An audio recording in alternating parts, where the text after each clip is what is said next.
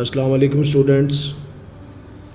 students, today we will discuss about the short questions of chapter number 17. Students, chapter number 17 के short questions हैं, उनको आज हम discuss करेंगे। एक्सरसाइज के शॉर्ट क्वेश्चंस हैं, इनको अच्छी तरह से समझ भी लें और इसके साथ अपनी बुक्स के ऊपर स्टिकी नोट के साथ अटैच भी कर लें और अपनी कॉपीज़ पे भी इनको लिख लें ताकि ये आपके पास सेव रहें। बवक्त ज़रूरत आपको जब ज़रूरत पड़े तो आप यहाँ से देख के इनको याद कर लें। हमारे पास फर्स्ट क्वेश्चन है, what is successful collision. Students, successful collision क्या होती है? कोलिजन थ्योरी के हवाले से आप लोगों को चैप्टर के अंदर डिटेल से मैंने पढ़ाया हुआ है। सक्सेसफुल कोलिजन के हवाले से भी हमारी डिस्कशन ऑलरेडी हुई हुई है। स्टूडेंट, ऐसी कोलिजन जिसके रिज़ल्ट में एनर्जी जो है वो एक्टिवेशन एनर्जी से, यानी कि रिएक्टेंट पार्टिकल की एनर्जी जो है वो एक्टिवेशन एनर्जी से ग्रेटर हो जाए और रिएक्टेंट्स रिएक्ट करके क्या बनाएं, प्रोडक्ट्स बनाएं। तो ऐसे कोलिजन को हम सक्सेसफुल कोलिजन कहते हैं। एक डेफिनेट कोलिजन होती है जिसके रिज़ल्ट में प्रोडक्ट बनती है, जिसके रिज़ल्ट में इफेक्टिव कोलिजन के रिज़ल्ट में यानी कि रिएक्टेंट रिएक्ट करके प्रोडक्ट बनाते हैं। A collision in which reactant particle collide with sufficient energy which is greater than activation energy and in proper orientation so that a chemical reaction takes place is called successful collision. Student, ऐसी collision जिसकी वजह से chemical reaction होता है उसे हम क्या कहते हैं? सक्सेसफुल कोलिजन कहते हैं। याद रखिएगा, इसको डेफिनेशन को याद भी रखना है आपने और साथ ही छोटी सी डायग्राम है वो भी बनाएंगे आप लोग। क्वेश्चन नंबर 17.2 है, how does increase in the temperature increase the rate of reaction. ये आपके बुक के अंदर भी मौजूद है, पूरी हेडिंग है ये। Factor affecting on rate of reaction पे जाएंगे तो इफेक्ट ऑफ टेम्परेचर वाली हेडिंग पे आप बुक पे भी मार्क कर सकते हैं। ये आपकी बुक के ऊपर भी मौजूद है आंसर, वहाँ से भी मार्क कर सकते हैं। इसके अलावा स्टूडेंट ये हमारे पास है, increase in temperature increase kinetic energy of the reacting particle, more particle acquire energy equal to the greater than activation energy, so the number of successful collision per second increase as the rate of reaction में increase। Student, होता क्या है, जब हम temperature increase करते हैं तो kinetic energy बढ़ती है, पार्टिकल्स की काइनेटिक एनर्जी बढ़ती है। स्टूडेंट, सक्सेसफुल कोलिजन इंक्रीज होती है जिसकी वजह से रेट ऑफ रिएक्शन भी क्या होता है, बढ़ता है। तो बहुत ईजी क्वेश्चन है, ये आप लोग याद कर लेंगे। सेकंड हमारे पास है स्टूडेंट एक्टिवेशन एनर्जी। इसकी डेफिनेशन बुक पे मौजूद है, आप बुक से भी मार्क कर सकते हैं। The minimum amount of energy that is required reacting particle must process the chemical reaction can occur when they collide is called activation energy.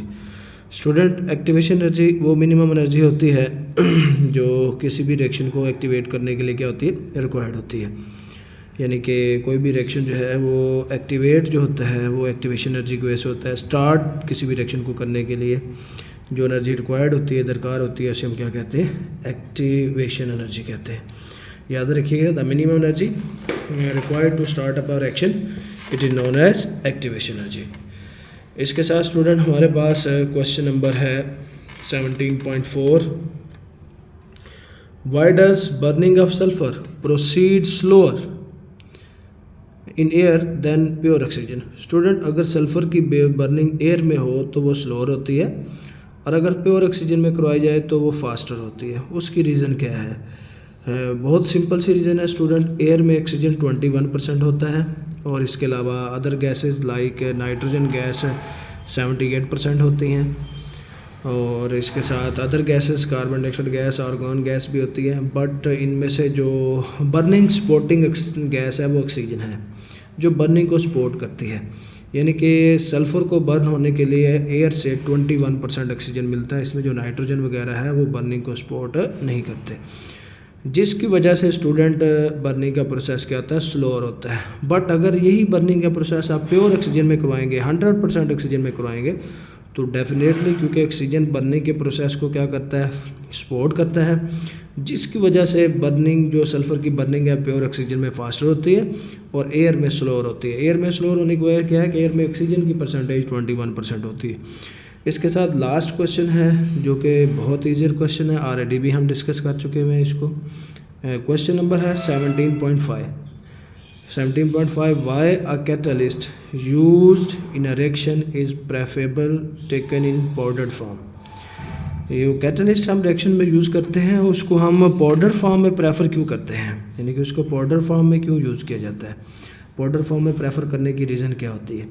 सबसे पहले ये ऑलरेडी भी मैंने बताया था कि जब हम किसी कैटलिस्ट को पाउडर की फॉर्म में यूज़ करते हैं तो सरफेस एरिया इंक्रीज़ होता है, लार्ज सरफेस एरिया। जब कैटलिस्ट का सरफेस एरिया इंक्रीज़ होता है स्टूडेंट, तो डेफिनेटली रेट ऑफ रिएक्शन भी क्या होता है, इंक्रीज़ होता है। तो लार्जर सरफेस एरिया होता है पाउडर की फॉर्म में यूज़ करने से, जिसकी वजह से रेट ऑफ रिएक्शन भी लार्जर सरफेस एरिया की वजह से क्या होता है, इंक्रीज़ होता है।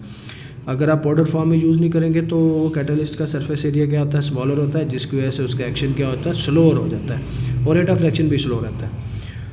तो यहाँ है स्टूडेंट हमारे पास powdered catalyst has very large surface area, so more reacting particle come in contact with it, this increase the number of successful collision and rate of reaction. तो सिंपल अल्फाज में स्टूडेंट आपके सामने जब पाउडर की form में आप किसी भी कैटलिस्ट को यूज़ करते हैं तो उसका सरफेस एरिया इंक्रीज़ हो जाता है, जिसकी वजह से उसके कंटैक्ट में ज़्यादा मालिक्यूल आते हैं स्टूडेंट, तो डेफिनेटली कोलिजन इंक्रीज़ होते हैं, सक्सेसफुल कोलिजन इंक्रीज़ हो गई तो रेट ऑफ रिएक्शन भी क्या होगा, इंक्रीज़ होगा। ये 5 क्वेश्चंस हैं, इनके नोट्स आपको सेंड कर दिए जाएंगे। ये नोट्स से आप लोग अपनी कॉपीज़ पे भी लिख लेंगे और इसके साथ अपनी बुक्स पे भी स्टिकी नोट्स के साथ अटैच कर लेंगे। रिमेनिंग क्वेश्चन और MCQs हम नेक्स्ट लेक्चर में डिस्कस करेंगे student. Okay, best of luck, अल्लाह हाफिज़।